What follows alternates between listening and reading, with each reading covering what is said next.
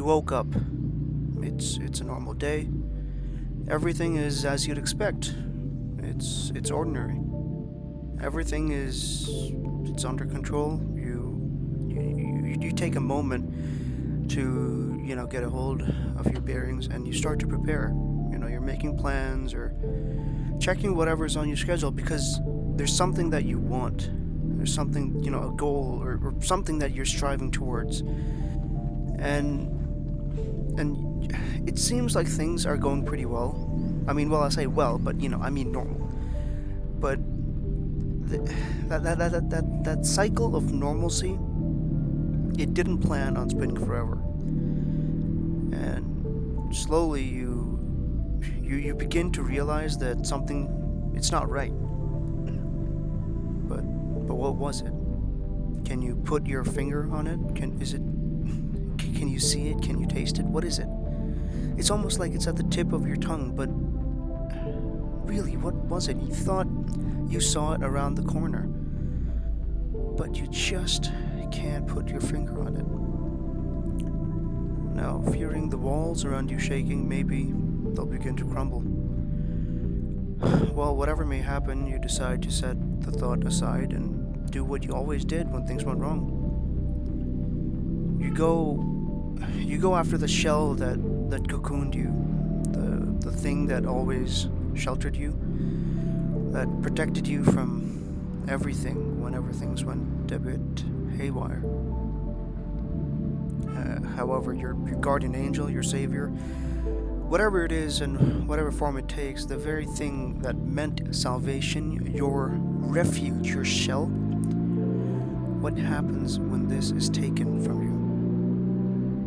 For me, this shell or this refuge, whatever you want to call it, this guardian angel, whatever, it came in the form of, well, okay, this is kind of weird to say, but it came in the form of a car, or it came in the form of cars in general, and my love for them. Now, you could be someone that thinks of them as nothing but a ton or two of metal, glass, and rubber. I mean, I don't blame you, to be fair. But, I know that there are those out there that feel more strongly about cars. They really feel some sort of connection to their machines. And, that what they're driving is, in a sense, truly alive. Something that gives you joy and happiness, but also sometimes pain and anger. I know the pain and anger when your car doesn't want to work, but yeah. Now, this doesn't necessarily have to apply to just cars and being a petrol head or a car guy, whatever. You could have, any hobby or any passion apart from cars. But there's one thing that everyone has in common. Our passion, it fuels us forward. Many people dream of turning their hobbies and passions into something more, something that can drive their future, forward. Maybe you have an interest in art and you want to become an artist someday. Maybe you like, writing and dream of becoming an author. Or maybe you like cars and you want to become a racer or a designer, a mechanic, whatever it may be. The fact remains that our hobbies and our passions, which by the way, they could be different, but my point, it still stands. Whatever it is that you like to do, you want to do it for the rest of your life, or at least a good part of your life, right? I mean, it's human nature after all. Why would you want to do something you hate or dislike for the rest of your life? It doesn't make sense. It's insanity. Now, surely no one in their right mind would want to do something they hate, right? Surely, but it isn't that simple. Of course it isn't. I mean, if it was that simple, a lot less people would be suffering today, whether it's mentally or physically or financially, whatever. Everyone, they aspire and they dream. And after all, a dream is as real as anything else in this world. Don't dreams inspire us? Don't they make us fearful, afraid, wary of things that we are uncertain about? Don't they push us forward to accomplish what would have been possible to do so without them? Don't dreams lead us to our best or our worst features? Now, I love cars, as you've probably figured out by now. I love driving. But I also love writing and playing video games and watching movies. I love breaking down the content that I consume and analyzing what makes it good or what makes it awful. Now, I'm not so naive to think that just because all the successful people say that, you should follow your dreams to be happy, and that doing so will actually make you happy and successful. Sometimes you have to do what you hate in order to survive. That's just how it is, I suppose, and you know it, I know it too. And that's the harsh reality of things, Sometimes you're lost in this sort of fantasy that one day, if you set everything aside and you take that risk, you take that plunge, and you take that leap of faith, and you actually do what it is that you're dreaming of doing as a form of career, that you will actually be successful. That's something that everyone says, hey, do what you love and you'll be good at it. It's not really that true. It's not that simple. And this is where the problem lies. Maybe you're a teenager, maybe you're an adult. Everyone's situation is different. There's no two ways of looking at it. If you're a teenager, you're essentially brimming with excitement and passion that one day you'll do what you love. That one day you will make money and be happy. And you will be doing all that while also having a job that you love. And hey, it's not work if you love it, right? Isn't that what everyone would like? To earn money and have stability and be happy while essentially not working? Now, I don't mean you shouldn't work. What I'm trying to say, of course, is that you want to do what you would love to do, whether it's driving or working on cars or painting or writing a book or acting, whatever it is. But as a teenager, your parents could either be supportive of your dreams and your hobbies, or they could be worried about your security and your stability. Why join the competitive field of, say acting or writing, directing, whatever, when you're not even guaranteed your big break until the first few years or longer, or maybe never? Now, when you look at it that way, of course, it makes sense that your family or your friends would much rather prefer that you study something you don't like, or do something you don't like or want to do for a living, in hopes that at the very least you will be financially sound. Right, okay, hold up, I need a break. All that thinking and talking simultaneously, because, it's kind of got my head spinning. So, I don't know, I'll take a break and chill, I guess, I don't know. In this case, I guess, I'm driving, so you can just enjoy a few clips of me doing one of the things that I happen to be, passionate about.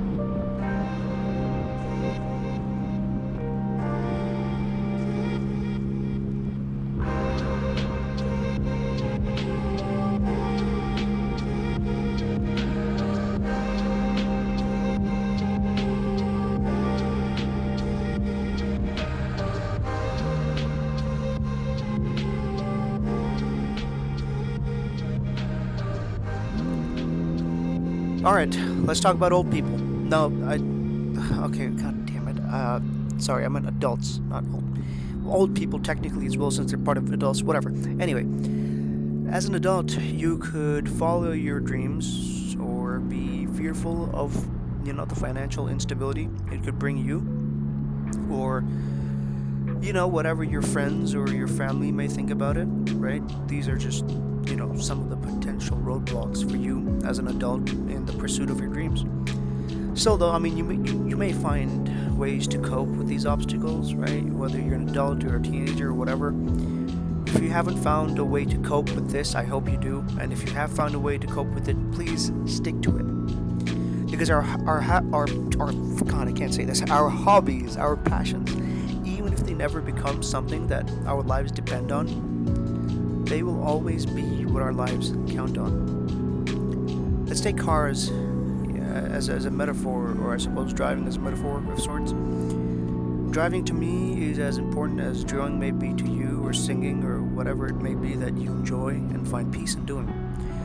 Because if you're just going through the motions and, you're just, every day is sort of the same, you wake up, you do the same sort of, menial, routine, you get through that, you finish the day, and move on to the next day, have, occasional moments where you sort of break this routine and do something, go out, meet your friends, whatever.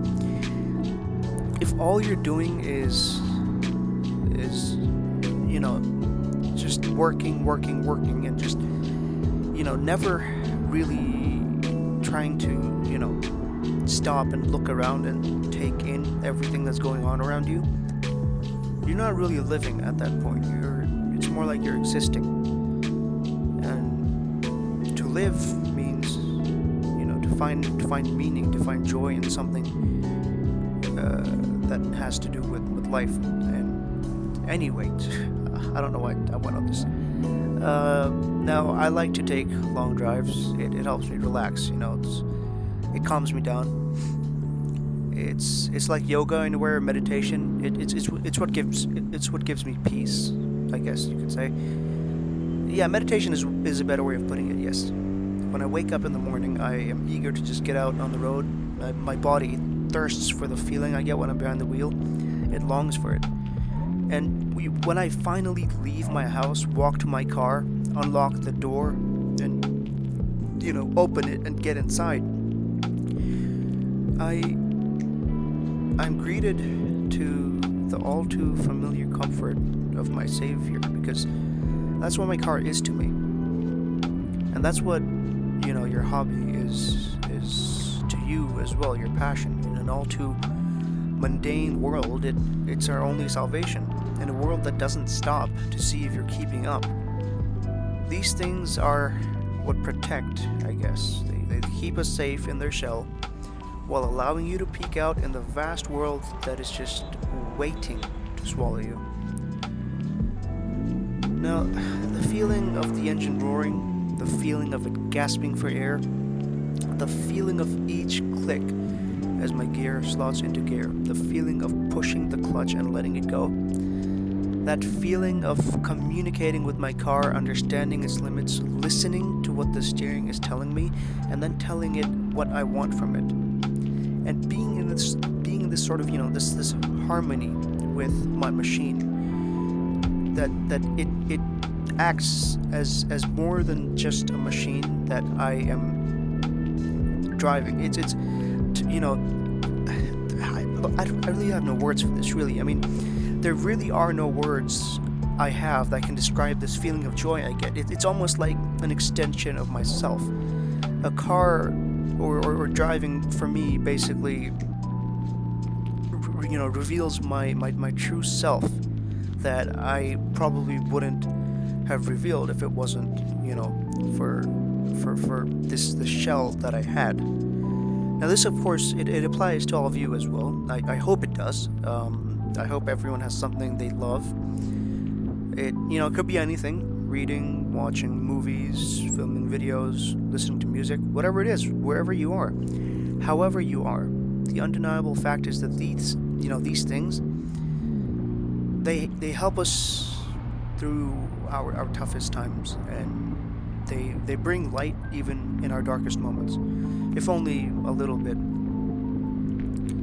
Now, something that I'm sure happens to all of us is that a sense of stagnation that sits in, kind of like how I hope you're not feeling this listening to me talk, but yes, a fundamentalism, doing the same things over and over again. It can get mundane, it can get exhausting, it can drive you crazy. Some of you may find comfort in this normality, but for the most part, I think everyone wants to escape from this. Following rules and just whatever is supposed to be the norm, it becomes more important than achieving whatever goal you set out for yourself, if you set off a goal for yourself in the first place.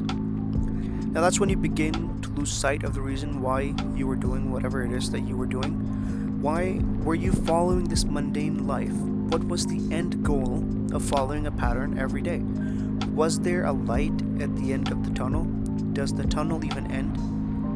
Or do we just keep walking in darkness forever? Now, this is known as what was it? Deontology, if I remember correctly. I think following a pattern or a rule of sorts, I guess, for its own sake, rather than for the consequences it has. This is also reversible in a matter of speaking. Following a rule is, it's kind of the easy part. You have a path laid out in front of you, and all you have to do is follow. Sometimes it can be hard as well. I know people that can just get tired of following this, the same routine, and they can't do that for more than a day. And I know people that, have a strict schedule for every day that they follow, every week, every month, every year. Taking a sip of water, eating something, whatever. Things that give you comfort in a sense, right? Now these are kind of rules that you just follow. But aren't you just going through the motions at that point? In a way, rituals and routines, these things bring you comfort and safety. They make you feel cozy in their shell, even, if it's a bit unpleasant at times. As much as someone may hate waking up early in the morning and going to school every day and coming back only to study and spend some free time doing whatever they like and then having dinner and going to bed, one day when you no longer have a routine like this, a path like this to walk on, you might find yourself longing for, the earlier days when you didn't have the stress of university or the exhaustion of going to work every day or simply waking up another day to feel like your life has no meaning. You may not find answers to, these questions. Not soon, maybe not later, maybe never. After all, following your dreams or making a career out of your passion is, it's a pretty big gamble. It could work, it couldn't work. Would you be able to handle yourself in the face of failure? Would you be able to keep your ambitions in check just because you've seen a glimpse of success? Whatever I've said so far, whatever points I may or may not have made, I've done so because that is where my path led me. I am facing uncertainty myself, and to find a way out of it, I don't know. I wanted to do this, to hit record and I don't know, talk about what drives me, what keeps me going, and to see how this relates to everyone around me, and hoping that maybe this could give me an answer that I am satisfied with. However, I do want to drive home the fact that these things are, worldly attachments at the end of the day. You may feel an emotion towards your car or your art or your writing or your film or whatever. You may feel that, it's alive in a way, and in a way it is. But that's as far as it goes. These things are alive to you and I, but they can't save your life. They can't grant you eternal happiness. They can't make, all your problems go away. Having your dream car or your, whatever, your dream fulfilled, it won't make or break your life. But I wasn't lying or trying to sound all sophisticated when I said that your life will count on these things, because it does. Your life does count on these things. After all, over the years, I have found comfort in other places, in the company of like-minded people that, share the same hobbies as I do and the passions that I do. Meeting like-minded people, interacting with them, meeting even more like-minded people. This will only help your love and knowledge for what you're passionate about grow even more. You could have 1,000 friends that, have a passion for singing. You may never be able to use your passion as a financially sustainable career, but that doesn't mean it's meaningless to have hobbies and something you're passionate about. I know, okay, look, I know I'm going about this in a roundabout manner, but I think it's just necessary not to rush this. It's my first time doing something like this, and yes, it won't be perfect, but at the very least, I want to be able to proudly say that this was something I wanted to do for a long time, and now I finally did it. But the only reason I can truly be proud of this was because I wasn't alone. Sure, I'm here recording this by myself, and yes, I was driving in those clips by myself, but there are parts where I'm driving with my friend and other things. But without my friends who've helped me, I don't think I would have been able to make something even watchable if I worked alone. But that's what friends are for, right? Friends that I made because we shared a passion for something. Of course, you don't need to have something in common to make friends, but it sure does help knowing that you get to meet people and talk to them about the things that you love and they can do the same. After all, isn't it great to have someone that also likes what you like, people that can understand what your passion for cars, or well, I was gonna say art or writing, but I've mentioned those way too much. So, okay, all right. Let's say it like this instead. So, regardless of your circumstances, whether your family or friends support your passion, you can find someone out there that shares similar, if not the same interests as you. And knowing that you have a family of sorts in these people that will help you achieve your dream, or if not that, at least give you the comfort that your life has meaning, and that you should that you should continue to be passionate about whatever you like. Just knowing that these people will exist to have your back in a time of need, that should be enough to keep you going.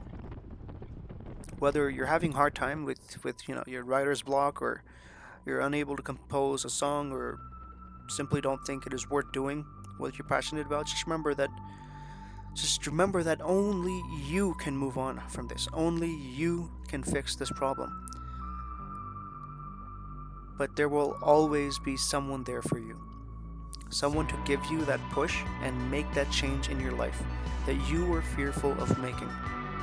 Now, I started this off as a way of, talking about my love for cars and driving, but I realized that there was more I wanted to say, more that I wanted to do, because after all, I wanted to be one of them. Now, who are they? That's a good question. I'll try to answer this. I hope you can bear with me here. You may have heard, or at least felt at some point in your life, that the people who know what they want to do in the world, that they're the luckiest people alive. While you're in college, or you're in school, or university, whatever, you're working, whatever it is. While you're doing that, you're thinking to yourself that you still don't know what you want to do in the future. You still don't know what drives you. You look at other people who you think are confident in what they want to do and have a plan set out for their entire life, and you're envious of them. You're envious that these people, they know what to do. Those precious few that, well, I don't know if they're lucky or not, but there are a few people who find something that they have to do, and something that obsesses them, something that if they can't do it, it'll drive them crazy. I know you can be envious of these people, and frankly, I've had moments like these too. I may never become a racer, or whatever. I could never become a game director, or a film writer, whatever.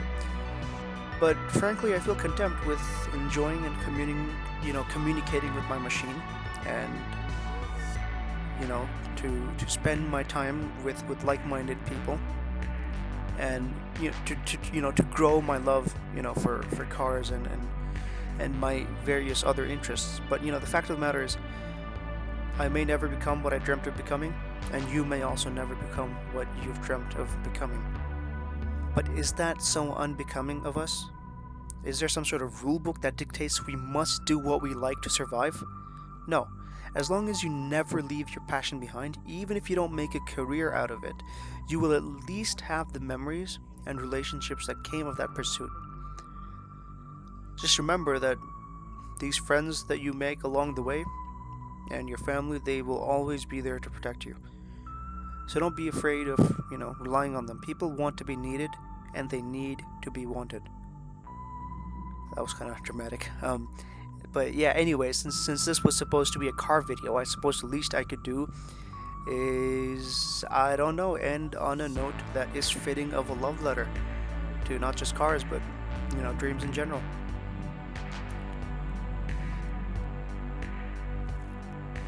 When your dreams feel as high as the stars, do you reach out? And when the road calls for you, do you answer? Thanks for watching.